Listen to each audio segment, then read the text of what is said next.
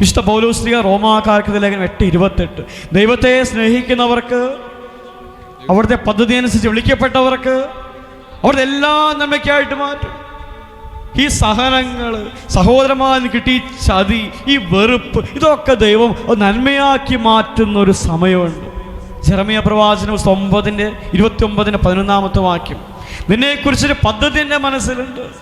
അതിൻ്റെ നാശത്തിലുള്ള പദ്ധതിയല്ല, അത് ക്ഷേമത്തിലുള്ള പദ്ധതിയാണ്. നിന്റെ ശുഭകരമായി ഭാവിക്കും പ്രത്യാശയ്ക്ക് ഉതകുന്നൊരു പദ്ധതിയാണ്. ഈ പദ്ധതിക്കിടയിൽ ആരൊക്കെ നമ്മെ വെറുത്താലും, ആരൊക്കെ തള്ളിപ്പറഞ്ഞാൽ, ആരൊക്കെ ഉപേക്ഷിച്ചാലും, ആരൊക്കെ മാറ്റി നിർത്തിയാൽ ഒരു കുഴപ്പം ഒന്നും സംഭവിക്കാൻ പോകുന്നില്ല. ദൈവം കൂടെ ഉണ്ടെങ്കിൽ അവൻ അതിനെല്ലാം അതിജീവിക്കും, അവൾ അതിനെല്ലാം അതിജീവിക്കും. Hallelujah, hallelujah. യേശുവേ ആരാധന, യേശുവേ ആരാധന. ആരെല്ലാം എതിർന്നാലും ദൈവം നമ്മുടെ കൂടെ ഉണ്ടെങ്കിൽ നമ്മൾ ഒന്നിനെയും പേടിക്കേണ്ട കാര്യമില്ല. റോമാക്കാർക്ക് ലേഖനം 8:31 ദൈവം നമ്മുടെ പക്ഷത്തെങ്കിൽ ആര് നമുക്ക് എതിർ നിൽക്കും? ഒന്ന് ഏറ്റു പറയാവോ? ദൈവം നമ്മുടെ പക്ഷത്തെങ്കിൽ, ദൈവം നമ്മുടെ പക്ഷത്ത് ആര് നമുക്ക് എതിര് നിൽക്കും? ഒന്നുകൂടെ പറയാവോ? ദൈവം നമ്മുടെ പക്ഷത്തെങ്കിൽ, ദൈവം നമ്മുടെ പക്ഷത്ത് ആര് നമുക്ക് എതിര് നിൽക്കും?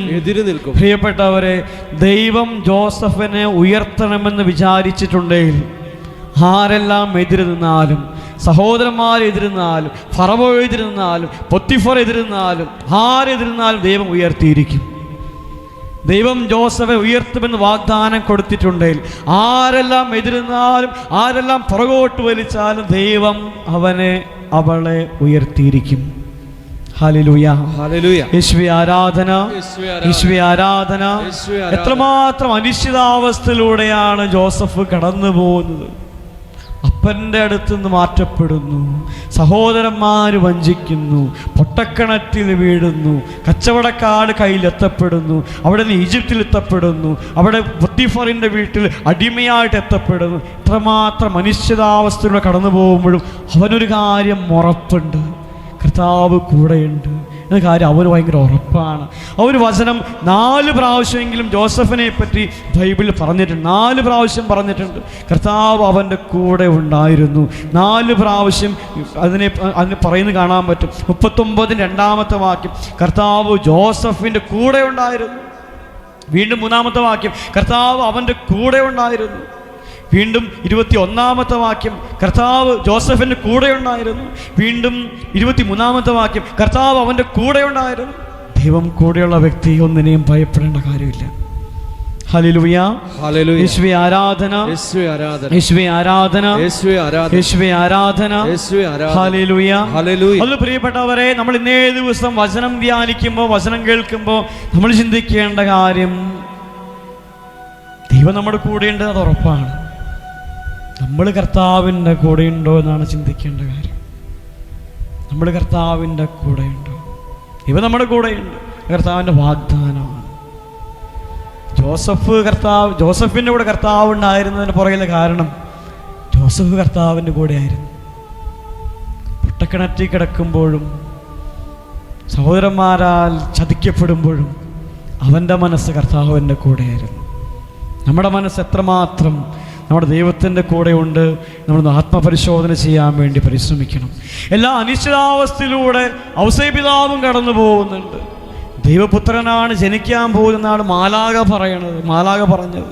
പക്ഷേ ജനിക്കാനായിട്ട് ഒന്ന് സ്വസ്ഥമായിട്ടൊന്ന് പ്രസവിക്കാൻ പോലും ഒരു സ്ഥലം ദൈവം ഒരുക്കി കൊടുക്കുന്നില്ല. കന്നുകാലികളുടെ കൂട്ടത്തിലാണ് മറിയത്തെ കൊണ്ടുപോയി കിടത്തിരിക്കുന്നത്.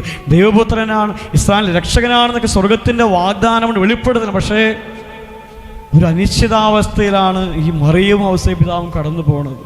കന്നുകാലികളുടെ കൂട്ടത്തിലാണ് കിടക്കുന്നത്. പിറന്നു കഴിയുമ്പോഴോ ഒരു പ്രഥമ പരിചരണ കൊടുക്കാൻ പോലുള്ള ഒരു അന്തരീക്ഷമൊന്നും ആ കുഞ്ഞിന് അവിടെ ദൈവം ഒരുക്കി കൊടുക്കുന്നില്ല. പക്ഷെ ഔസേപിതാവിനറിയാം ദൈവത്തിനൊരു പദ്ധതിയുണ്ട്. എന്നാൽ ഈ പ്രസവത്തിൻ്റെ അരിഷ്ടതകൾ തീരും മുമ്പേ കുഞ്ഞിനെയും കൊണ്ട് ഈജിപ്തിലേക്ക് പോകേണ്ടി വരും.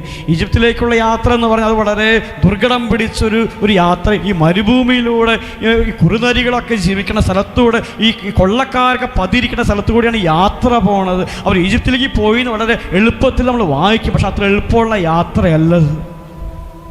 പക്ഷേ ഔസേപ്പിതാവ് ദൈവത്തിൽ വിശ്വസിച്ച് കർത്താവിൻ്റെ വചനം വിശ്വസിച്ച് അവൻ പോകുന്നു. കാരണം ഔസേപ്പിതാവിനറിയാം ദൈവത്തിനൊരു പദ്ധതിയുണ്ട്, ദൈവം പരിപാലിക്കുന്നുണ്ട്, ദൈവം കൂടെയുണ്ട്. ഔസേപ്പിതാവിനറിയാം. ഹല്ലേലൂയ.